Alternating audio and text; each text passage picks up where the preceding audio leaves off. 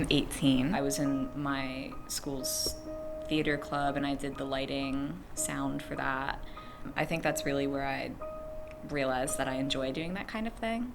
I'm 64. I was an experimental filmmaker. It hit me that I wasn't watching experimental films anymore. I was watching a lot of really interesting narrative stuff. So I wrote a short script. I'm not watching films anymore. I'm watching TV shows. So I actually got a production crew together, and we did a web series. My film career really started on my Nintendo DS. And now, obviously I'm a film student. I'm taking film classes. I went to Carnegie Mellon for undergrad, and I was a fiction writer. I went to a place called Pittsburgh Filmmakers. I took some classes in script writing and in filmmaking, and from there I decided to go to grad school at OU. And I got my MFA in film production. One of the people that I had studied under at Pittsburgh Filmmakers was looking for an instructor and said, "Hey, were you interested in teaching?" He said, "Well, I really need someone for this coming semester." So I said, "I'll do it, don't burn any bridges. What's one semester gonna do?" And then I worked there for 30 years. Kind of realized around the latter half of high school, I've always really been obsessed with art, making art. I think one particular moment for me is when I took this film and literature class in my senior year of high school. And that class, it infuriated me so much. The teacher was terrible and she would play the worst films ever. Tell me why she played The Christmas Carol in May. It was so bad. So I think also a part of me was very spiteful toward that teacher in that class.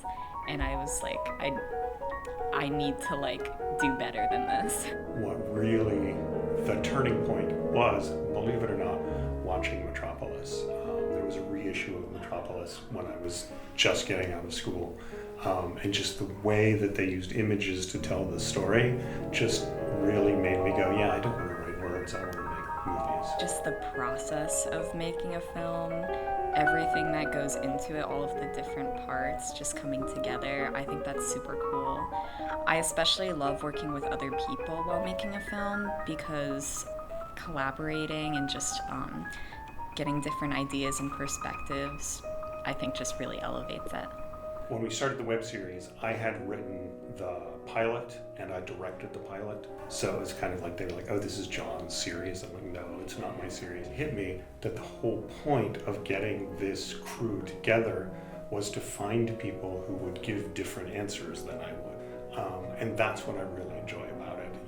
Having an actor bring something to a role that I hadn't seen, having a writer write an episode that takes things in a different direction than I was anticipating. I just really like having a bunch of creative, talented people together and letting them do their thing. I really like all aspects of filmmaking, but I like the idea of cinematography or editing.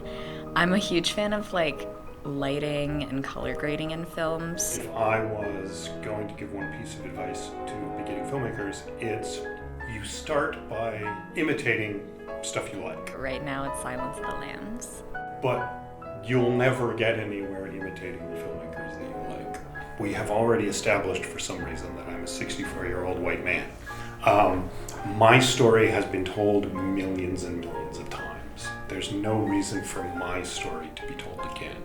Your story hasn't been told yet. I used to make short films with my friends and family. It would be every day outside just recording anything and everything. That's what the world needs, is for people whose stories haven't been told to tell their stories. So tell your story.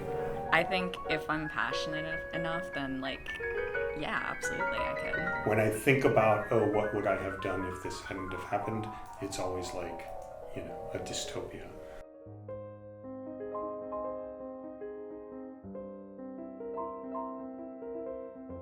Right now, I really just want to do film.